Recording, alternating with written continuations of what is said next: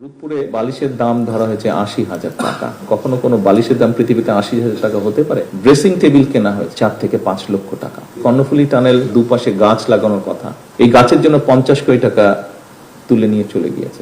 একটা মিনিস্ট্রি থেকে ৩৫০০ কোটি টাকা নাই হয়ে গিয়েছে, শুধু কাগজ দেখিয়ে টাকা নিয়ে চলে গেছে, কোনো কাজ হয়নি। এটি আমি রাজনৈতিক ভাবে উপস্থাপন করছি না, আমি বাস্তবতা তুলে ধরছি। আমি কাউকে রাজনৈতিক ভাবে দোষারোপ করছি না। অডিটর জেনারেল সাহেব যখন আসলেন, উনি আমাকে কতগুলো ওনাদের রিপোর্টের অনেকগুলো বিষয় তুলে ধরলেন। রূপপুর সম্পর্কে উনি বলেছিলেন আমাকে যে রূপপুরে স্বাভাবিকভাবে যে প্রজেক্ট হচ্ছে সেখানে ফুল ফার্নিশ কোয়ার্টার তৈরি করা হয়েছে বিদেশি যারা আসবে তাদের জন্য। সেখানে বালিশ যখন কেনা হয়েছে সেই বালিশের দাম ধরা হয়েছে ৮০,০০০ টাকা।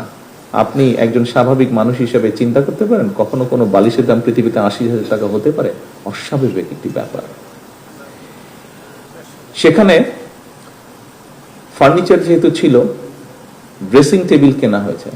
এটি অডিটর জেনারেল সাহেবের কথা। যে ড্রেসিং টেবিল ওনার ধারণা ৩০-৩৫ হাজার টাকার দাম, সেই ড্রেসিং টেবিলের দাম ধরা হয়েছে ৪ থেকে ৫ লক্ষ টাকা। এই রূপপুর প্রকল্পটি সিমিলার প্রকল্প আমাদের পাশের একটি দেশ করেছে, তাদের লেগেছে এবাউট খুব সম্ভবত ১৪,০০০ থেকে ১৪,০০০ কোটি টাকার মতন। বাংলাদেশে যে রূপপুর আণবিক এই যে রূপপুরে যে প্রকল্পটি করা হয়েছে, এটির খরচ গিয়ে আলটিমেটলি খুব সম্ভবত দাঁড়িয়েছে ৯৬,০০০ কোটি টাকা।